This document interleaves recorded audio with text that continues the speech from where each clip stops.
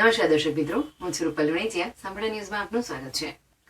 બનાસકાંઠા જિલ્લાના વ્યાપારી મથક એવા ડીસા શહેરની મધ્યમાંથી પસાર થતા એલિવેટેડ ઓવરબ્રિજ નીચેના માર્ગોનું કામ પુલ બન્યા ત્યાર પછી તેનું રીસર્ફેસિંગ કરવામાં આવ્યું નથી, જેના કારણે પડતી હાલાકીઓને લઈને ડીસાના ધારાસભ્ય પ્રવીણ માળીની રજૂઆત અન્વયે રાજ્યસભાના સાંસદ બાબુભાઈ દેસાઈએ કેન્દ્રીય મંત્રી નીતિન ગડકરીને પત્ર લખીને આ કામગીરીને પ્રાધાન્ય આપી નાગરિકોની સુખાકારી માટે વહેલી તકે માર્ગોનું રીસર્ફેસિંગ અને તેની જાળવણી થાય તે માટે માંગ કરી હતી.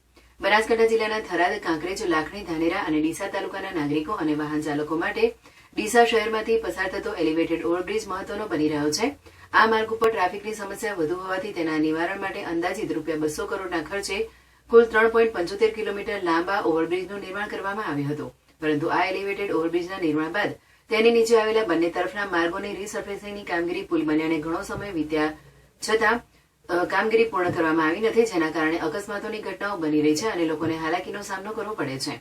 આ અંગે ડીસાના ધારાસભ્ય પ્રવીણ માળીની રજૂઆત અન્વયે રાજ્યસભાના સાંસદ બાબુભાઈ દેસાઈએ કેન્દ્રીય મંત્રી નીતિન ગડકરીને પત્ર લખી રજૂઆત કરી છે, જેમાં તેઓએ જણાવ્યું છે કે આ એલિવેટેડ ઓવરબ્રિજ નીચેના ફોરલેન માર્ગો વરસાદ અને વાહનોની અવરજવરના કારણે અત્યંત ખરાબ થઈ ગયા છે.